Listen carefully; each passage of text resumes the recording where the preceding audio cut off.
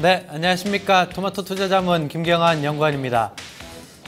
최근에 이제 주식 시장을 좀 보면 약간 좀 걱정이 좀 되는 게 있습니다. 그게 뭐냐면 이제 중국이 저성장으로 나아가고 있기 때문에 우리나라 같은 경우도 이제 그나마 바라봤던 게 이제 중국이었는데 사실 이제 중국도 이제 저성장 국면으로 지금 진입을 좀 하고 있어서 사실 상당히 좀 걱정이다, 좀 이렇게 보시면 되는데 그 중에서도 이제 건설업체들, 건설사들이 해외 쪽의 수주가 굉장히 좀 많이 줄어들고 있습니다. 많이 줄어들고 있기 때문에 그 부분들도 같이 우려감으로 많이 작용을 하는 것이다, 좀 이렇게 보시면 되는데, 그래서 오늘은 이 중국 말고 베트남을 한번 공략을 하고 있는 건설업체들을 한번 좀 준비를 좀 했습니다. 뉴스를 좀 하나 보시도록 하겠습니다. 포스트 차이나라고 불리우는 이제 베트남의 건설 시장에서 우리나라 건설 업체들이 이제 선전을 좀 하고 있다라는 뉴스의 내용입니다. 좀 더 자세히 가보면 올해 수주액 같은 경우는 톱3까지 지금 올라왔다라는 뉴스고요.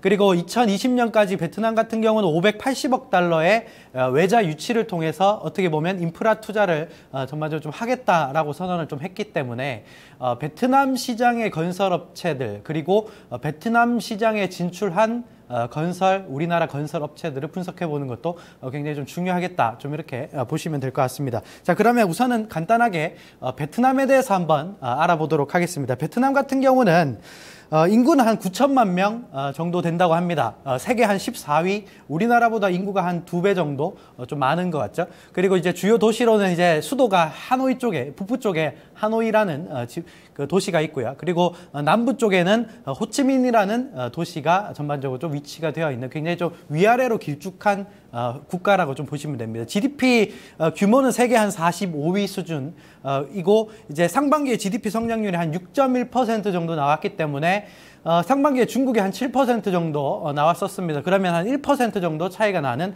성장을 좀 하고 있다, 좀 이렇게 보시면 되겠죠. 그러면 이제 포스트 차이나라고 하는 이제 베트남을 우리가 왜 봐야 되는지를 말씀을 좀 드리도록 하겠습니다.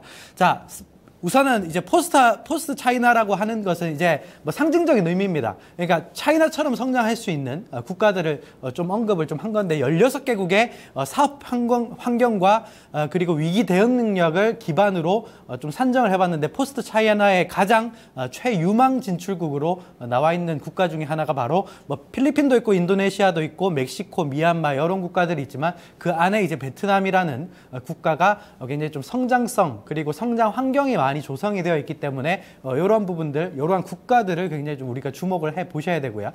그리고 이제 베트남 경제 성장률을 한번 좀 보면 뭐 약간 이제 금융위기 이후에 약간 좀 조정을 좀 받았던 부분들이 있지만 5%에서 6%대 꾸준하게 성장을 좀 하는 부분들이 나오고 있기 때문에 경제 성장률도 굉장히 좀 견조한 수준, 신흥국 대비해서는 굉장히 좀 견조한 수준을 좀 유지를 하고 있다, 좀 이렇게 보시면 되겠죠. 자, 그러면 베트남 건설 시장을 한번 보도록 하겠습니다.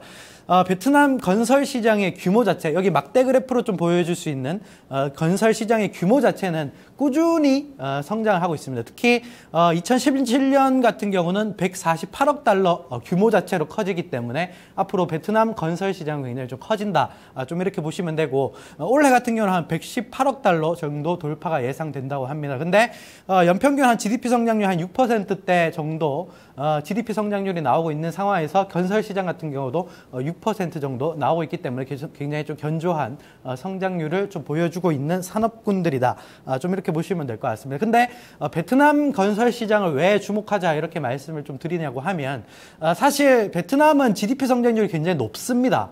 높고 6%대면 사실 시장에서 6% 이상 성장하는 국가들이 많이 없거든요.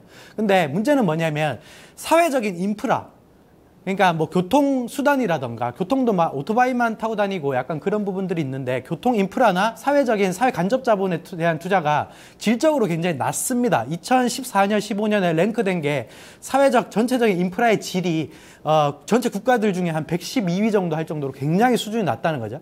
그러니까 GDP 성장률이 높은데 인프라 투자가 낮다? 그러면 인프라 투자를 올릴 가능성이 높고 여기에 대한 필요성도 굉장히 좀 부각될 수 있기 때문에 이 부분들을 우리가 주목을 해보셔야 된다, 좀 이렇게 말씀을 좀 드리고 싶고, 특히나 베트남 건설 시장에서 해가 갈수록 민간 쪽에서 그러니까 수요가 일어나면 사실 민간 투자가 많이 활성화되는데 뭐 광급에 대한 건설 투자는 사실 의무적으로 집행하는 자금들이고 민간 투자 굉장히 많이 늘어나고 있다. 그 민간 투자 비율을 보면 2014년도에 벌써 83%까지 100 중에 83은 이제 민간 쪽에서 수요가 올라오고 있기 때문에 그만큼 투자를 많이 한다는 거죠.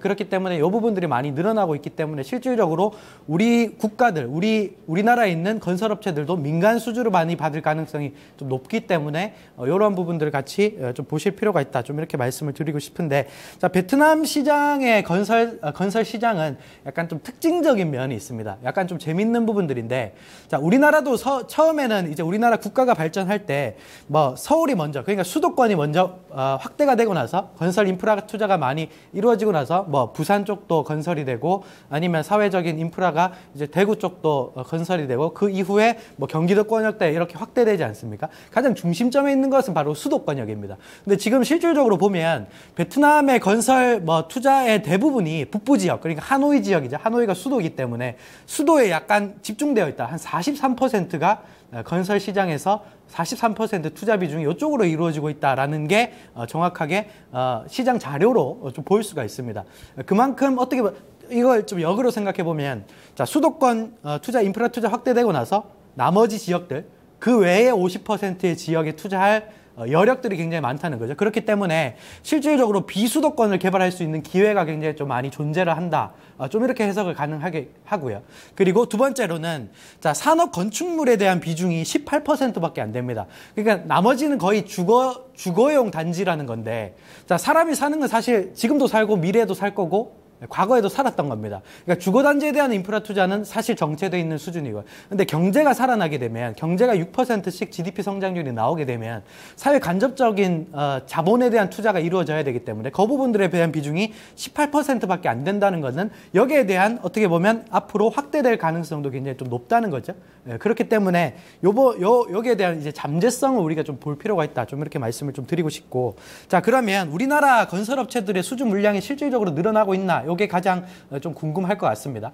그렇기 때문에 2014년과 2015년 꾸준히 지금 수주 잔고 같은 경우는 늘어나고 있다. 좀 이렇게 보시면 되겠고, 사실 대부분의 우리나라 건설업체들이 베트남에 지금 진출을 되어 있는데 수주 잔고가 계속 올라올수록 유의미한 비중으로 좀 올라올 가능성이 높다. 좀 이렇게 보시면 되겠고, 꾸준히 이제 2015년에도 굉장히 좀 수주 잔고가 괜찮기 때문에 이런 부분들을 우리가 같이 좀 살펴볼 필요가 있다. 좀 이렇게 말씀을 좀 드리고 싶고, 지금 진출해 있는 우리나라 건설사들을 보면 뭐 대우건설, 현대건설, GS건설, 그리고 중소형 건설사들 중에는 한신공영이 좀 눈에 띄고요.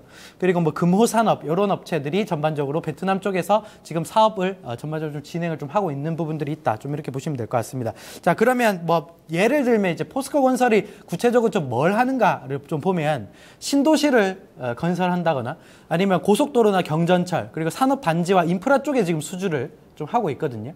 이게 아까 제가 말씀드렸듯이 사회 간접 자본에 대한 투자가 실질적으로 우리나라 건설업체들한테 이루어지고 있다라는 걸 말해 주기도 합니다. 그렇기 때문에 이런 부분들을 우리가 체크를 해보자. 좀 이렇게 말씀을 좀 드리도록 하겠고, 자, 그러면 종목들을 한번 꼽아왔습니다. 총 3종목인데 우선은 한신공영, 그리고 GS건설, 현대건설 이렇게 3종목을 좀 뽑아왔는데, 우선은 한신공영부터 차트와 부분들을 좀 보도록 하겠습니다. 한신공영 같은 경우 2004년도 때 분양을 좀 한 적이 있습니다. 이게 주상복합에 대한 계약을 한번 따낸 적이 있기 때문에 거기에 대한 기술력을 예전부터 많이 인정을 좀 받은 업체다. 좀 이렇게 보시면 되겠고, 베트남에도 지금 진출이 되어 있으니 앞으로 베트남 쪽의 수주를 많이 늘어난다면 이 회사도 수혜를 좀 받을 가능성이 높다. 좀 이렇게 보시면 되겠고, 두 번째 이제 건설사, 대형 건설사 이제 GS건설입니다. GS건설 같은 경우는 베트남에서 이제 도로와 이제 인프라 구축에 대한 노하우를 좀 가지고 있고 인정을 좀 받았기 때문에 여기에 대한 진행도 지금 전반적으로 좀 하고 있는 회사다. 좀 이렇게 보시면 되고, 현대건설 같은 경우도 화력발전소 쪽에서 약간 좀 특화돼서 수주를 많이 받고 있는 업체입니다. 이러한 세 업체들 같이 베트남 포스트 차이나라고 하는 이제 베트남 시장에 주목하고 있는 관련주들이다. 좀 이렇게 말씀을 좀 드리도록 하겠습니다. 자, 오늘은 여기서 마치도록 하겠습니다. 감사합니다.